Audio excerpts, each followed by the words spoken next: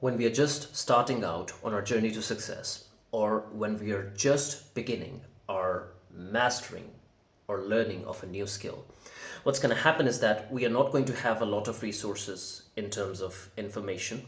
We are not going to have a lot of quality mentors around us. We are not going to have appropriate guides through which we can make our lives a bit easier. And we are not going to have a lot of teachers around us who are going to give us those tools and strategies which we need in order to move forward and to gain those outcomes that we are looking for in an easier way.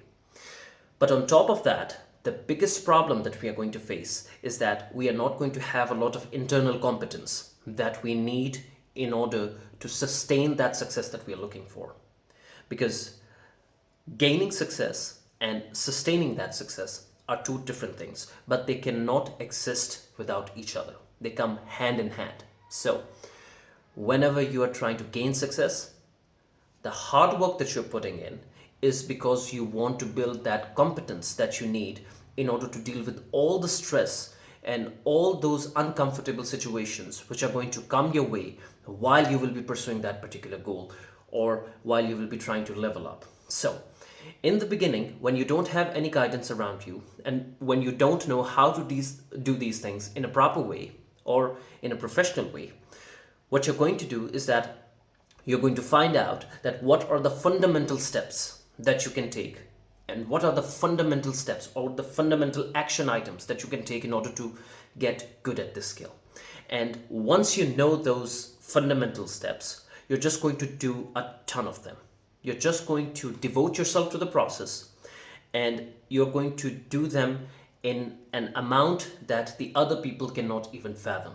You're going to outcompete and outwork your competition because you're going to put in so much hard work that you're going to become absolutely smooth as those fundamentals which you can perform without any proper guidance. And during that period, when you're putting in a lot of work by devoting yourself to the process, that's the time when you're going to build your competence and you're going to build those neural pathways in your mind where you're going to overcome all that psychological and limbic friction that can be created within you while you're performing those tasks. So, every single day, you are strengthening your work ethic, you're being consistent, and you are being an absolute savage when it comes to the execution of your plan. You're building a strong work ethic, and through that work ethic, now you have mastered the fundamentals.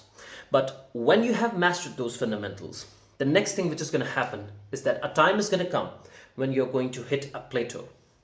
And the reason for the existence of that plateau at that particular stage is because it wants you to strike its peak and to level up.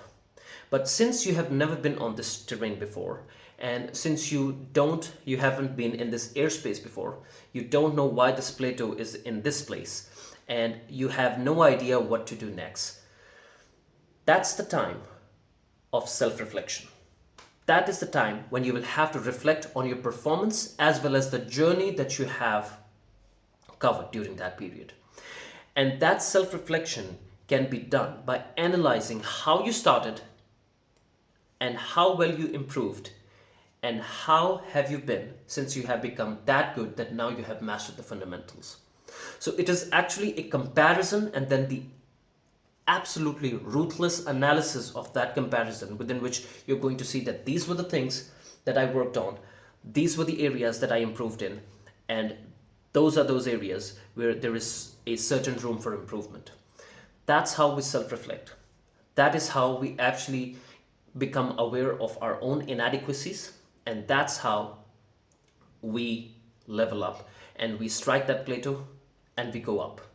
Now, that self-awareness or that self-reflection can happen in two ways. Number one, you can have someone around you who can be your mentor, who can be your guide, and that person can actually guide you that how can you do these things better.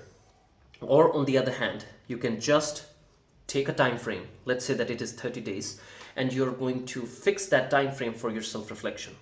Let's say that on day one, your performance was like that. You were performing 9 out of 10 or 6 out of 10 on different key performance indicators that you have set for yourself. Now you're going to judge yourself after 30 days and you're going to see that, okay, these are the areas that I have improved on. These are the areas which require a lot of more self-improvement, more self-reflection, and these are the areas that I'm going to work on this month because I want to improve them so that I can level up. That is why self-reflection is very important. When you devote yourself to the process, that's the time when you're in the heat of the battle and you're just digging in. You're trying to extract as much soil, as much territory, as much mountains as you can from your enemies. During that period, that's not the time for analysis. That's the time for absolute execution. But you must take a break. That break can be after a month, it can be after 2 months, it can be after 3 months. But that break is inevitable for you to analyze that how far have you come, what mistakes you made, and how can you avoid those mistakes in the future. That's how you gain experience, through self-reflection, and that's how you gain wisdom. And wisdom is a memory without emotion. That means that the mistakes that you made, you have extracted all the emotions out of them, and now you're just analyzing them in a ruthless way. And you're gaining all the lessons that you can gain from those inadequacies and shortcomings of yours. And now you're trying to improve them and trying to eradicate them out of your experience. So devote yourself to the process, stay working hard, and never forget to self-reflect. That's the ultimate form of wisdom.